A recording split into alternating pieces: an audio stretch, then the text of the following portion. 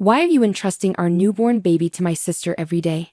My husband's call interrupted my day. His usually calm voice was tinged with unexpected anger. Rapidly, I sought to dispel the misunderstanding. Our daughter is at home, sleeping, I assure him. Surprised, his tone shifted. Really? He exclaimed. Confusion enveloped us both as questions arose. I'll speak with my sister-in-law to uncover the truth, I resolved. I reached out to my sister-in-law, Marissa, and uncovered a startling truth. Let me introduce myself. I'm Linda, married to Bob for 3 years, just a year younger than him. Our joy was recently doubled with the arrival of our daughter Hannah. She's the epitome of cuteness, but being a first-time mom has its challenges.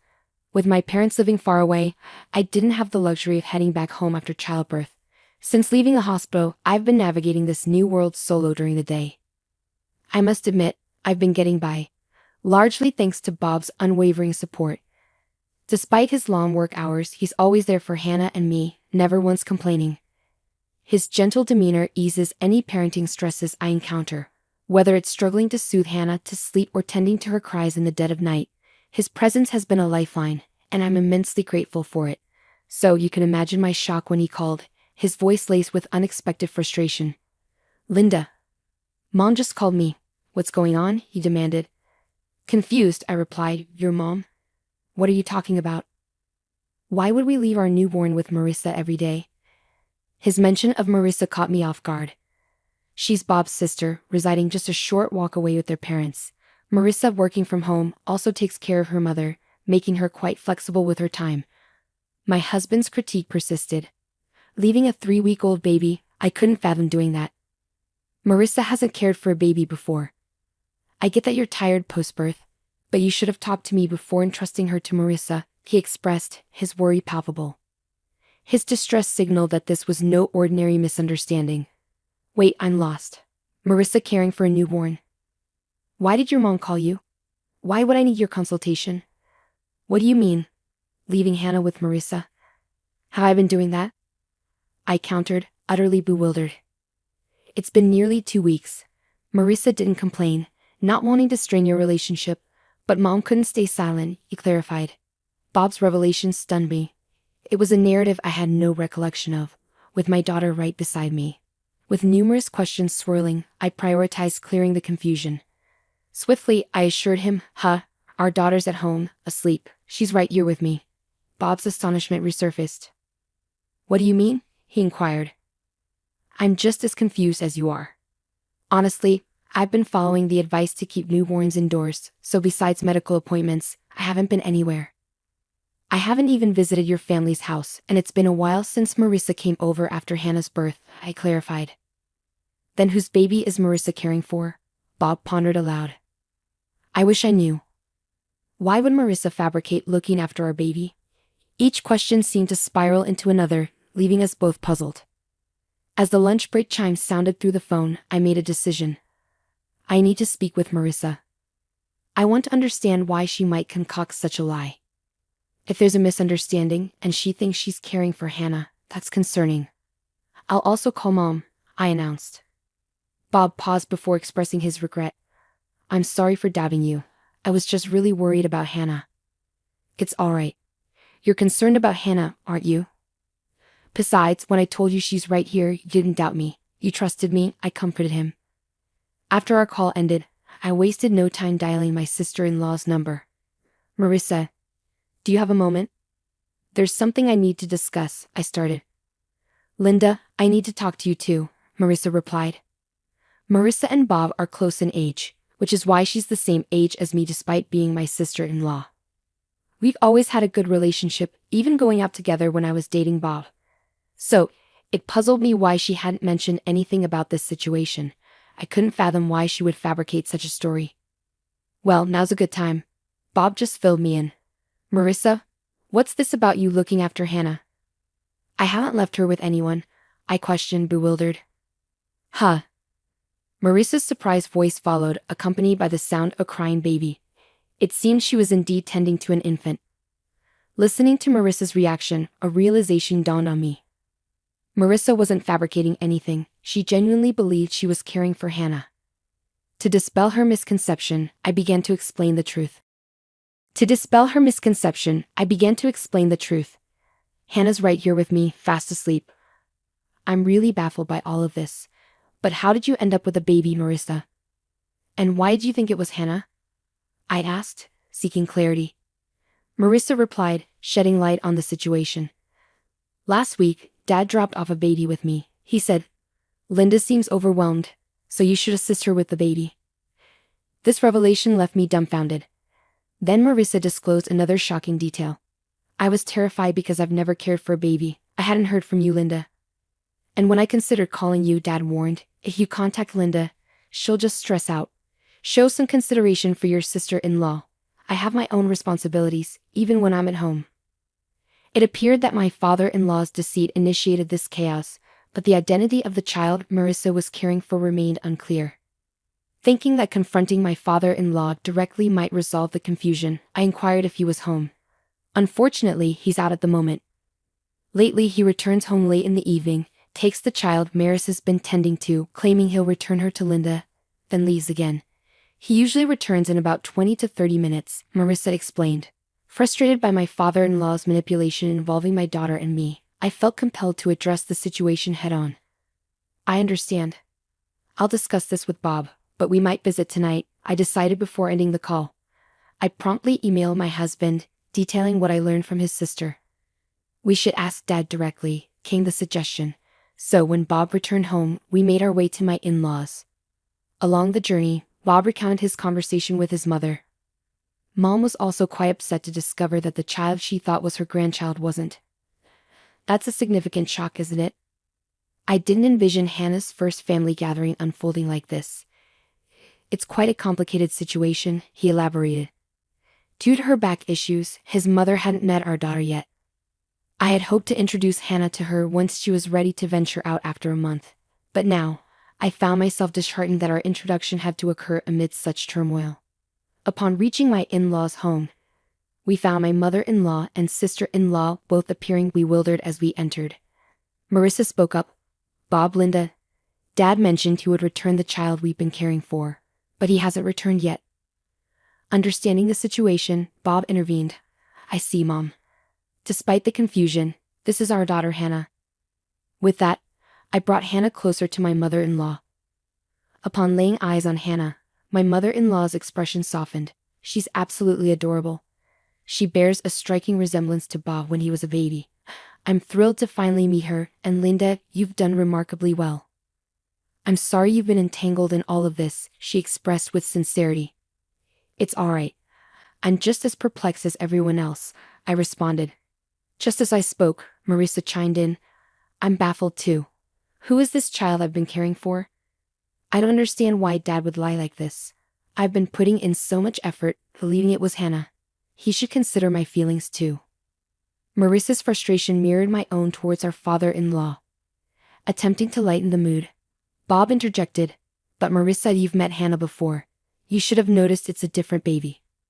Well, don't all babies look alike? I thought something was off. But I assumed babies' appearances change quickly. Marissa hastily defended herself. At that moment, our father-in-law returned. I'm back. Wait, why are Bob and Linda here? Our father-in-law's panic was palpable.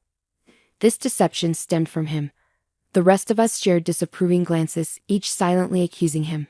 Struggling under the tension, our father-in-law began to stutter. Oh, Linda, it's been some time. What brings you here? Did you forget something? He attempted to divert attention. Turning to Marissa, he added, Marissa, what's going on? I asked you to check for forgotten items. I seethed with anger at our father-in-law's manipulation, using mine and my daughter's names in his deceit and then shifting the blame onto Marissa. I instinctively held my daughter closer, feeling the tension radiate through the room. Both my husband and sister-in-law shared the same sentiment, their fists clenched in frustration. It was me who broke the silence, the anger evident in my voice. Dad, seriously, are you honestly saying that? This is beyond unacceptable even for you. What do you mean? My father-in-law seemed startled by the intensity of my tone. My husband and sister-in-law echoed my sentiments, demanding answers. Dad, explain yourself. Linda has never left Hannah with anyone. Why would you fabricate such a lie? There must be a reason for someone to care for a stranger's newborn, right? That's correct. You manipulated me into caring for a child. Who is this baby? I'm terrified, even if it's my nephew's, let alone a stranger's. I won't tolerate it anymore, Marissa interjected with rapid-fire conviction. My father-in-law was speechless, while the three of us continued to glare at him, demanding the truth. However, my mother-in-law's reaction was different. She turned pale, murmuring, "No, it can't be. You're not still involved with her?" Her words left my husband, sister-in-law, and me stunned. My father-in-law began to sweat, feigning innocence. What? What are you talking about?" he stuttered, attempting to deflect. But my typically calm husband had reached his limit. "Dad, enough with the act. You've been playing dumb all along. Do you think you can deceive us? We know you've been lying about everything. Just come clean." "Wait, Bob, please calm down." I attempted to intervene, but my husband persisted. "Dad, you've been manipulating Linda and Hannah to cover up your deceit, and you owe Marissa an apology. Caring for a newborn is a monumental responsibility, even if it's your own child. Consider how overwhelming it must have been for Marissa, who has never experienced parenthood before." Once he started, my husband couldn't halt his tirade. Despite whatever excuses our father-in-law might conjure, my husband remained steadfast. Perhaps realizing he couldn't evade the truth any longer, my father-in-law spoke softly, and then he confessed to the unbelievable truth. "That child is mine." At his admission, my husband's momentum dissipated, his mouth hanging agape in disbelief. Marissa and I were equally stunned into silence. It was my mother-in-law who shattered the quiet. Her voice quivered, tears brimming in her eyes. "I knew it. You're still involved with her. I was foolish to forgive you before." "Involved with her?" my husband queried, puzzled. In response, our father-in-law's complexion paled even further. Ignoring him, my mother-in-law continued, "He had an affair.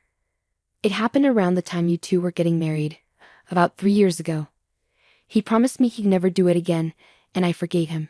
But now, that's why I thought Hannah bore a resemblance to Bob. She's his flesh and blood after all.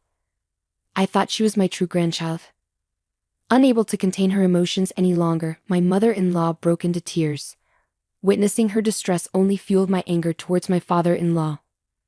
My husband regained his composure, unleashing his wrath upon our father-in-law. "You're despicable, Dad. You not only deceived us but betrayed Mom twice. How could you stoop so low? I can't fathom that someone like you is our father." Bob's outburst was followed by Marissa's incredulous response. "What do you mean by my child? Are you joking? You had a child with your mistress and left it with me? I can't believe this. How could you do something so despicable? I never want to see your face again." Despite the scathing remarks from his own children, our father-in-law merely chuckled and remarked, "Calm down. There's nothing we can do about what's already happened. The mistress didn't want to marry me or anything like that. She just didn't have any money, so she had to work. In the meantime, I had to take care of the child." I couldn't bear witnessing my father-in-law's callousness. "Enough," I interjected, my voice trembling with anger. "This isn't a laughing matter. A life has been brought into this world. Do you grasp the gravity of that at your age?" My father-in-law seemed taken aback, losing his balance and falling onto the ground. However, instead of offering assistance, Bob and Marissa hurled insults. "You worthless old man, you're no longer our father. I can't even stand to look at you." "Get out of our sight," they exclaimed. Even faced with their fury, my father-in-law attempted to downplay the situation, saying, "Don't say such things." My lips tensed as I stared daggers at my father-in-law. "I no longer have the patience to tolerate someone like you. Let's get divorced," I declared firmly. My father-in-law's smile vanished, his face contorting with wrinkles as he became serious. "But didn't you forgive me last time?" he pleaded. However, his attempt at manipulation was futile. "Yes, I forgave you for your infidelity, but I won't tolerate your disrespect any longer," I retorted. "If having you out of our lives brings peace to our home, then so be it. And as for my survival, I'll manage just fine without you," I added. As my father-in-law clung to my mother-in-law's feet, I watched him with disdain. Bob and Marissa mirrored my sentiments, their gazes cold and unwavering. It was evident that everyone in the room had reached their limit with my father-in-law. Marissa erupted in anger. I'll take care of Mom, so we'll be fine without you. But how do you plan to live? You've always relied on Mom for everything from cooking to laundry. Marissa's words visibly rattled my father-in-law. He turned to my mother-in-law with pleading eyes. You wouldn't leave me, would you? We spent decades together. You can't imagine life without me, can you? However, his hopes were swiftly dashed as my mother-in-law shook off his clinging arm. Stop kidding yourself. How much do you need to degrade people to feel satisfied? Who would want to stay with a cheater like you? I'm filing for divorce right now. If you're so fond of her, why don't you go be with your mistress? My mother-in-law snapped, her voice firm and resolute. What? Wait, let's talk. We can fix this. That woman meant nothing to me. You're the only one I love. My father-in-law pleaded, clutching onto my mother-in-law once more, but he was met with another wave of Marissa's fury. Talking to someone who refuses to acknowledge their mistakes is pointless. We're leaving this place soon, and Mom is coming with us. Until we're gone, stay away from home, Dad. I never want to see you again. Now get out. Marissa demanded, attempting to forcefully escort my father-in-law out. When he refused to budge, Bob had to physically drag him away. Please wait. Give me another chance, just one more. My father-in-law pleaded until the very end, but his pleas fell on deaf ears as nobody paid him any attention. As Marissa had foreseen, my father-in-law's life spiraled into chaos. Struggling to manage even the simplest tasks, he found himself unable to tolerate the growing clutter and filth in his home. Desperate for assistance, he turned to his mistress, only to be met with rejection at her doorstep. It appeared she had no intention of marrying him either. With no one left to care for the children, his mistress was unable to work, leading to financial strain. She began pressing my father-in-law for alimony, even resorting to legal action to secure child support. Meanwhile, my sister-in-law and mother-in-law relocated to an apartment not far from ours. As over a month had passed since Hannah's birth, I started visiting them more frequently, accompanied by Hannah. I maintained my amicable relationship with Marissa, acting as if nothing had changed, and my bond with my mother-in-law remained strong. Moving forward, I'm determined to raise my daughter to the best of my abilities, with the support of my husband, sister-in-law, and mother-in-law by my side.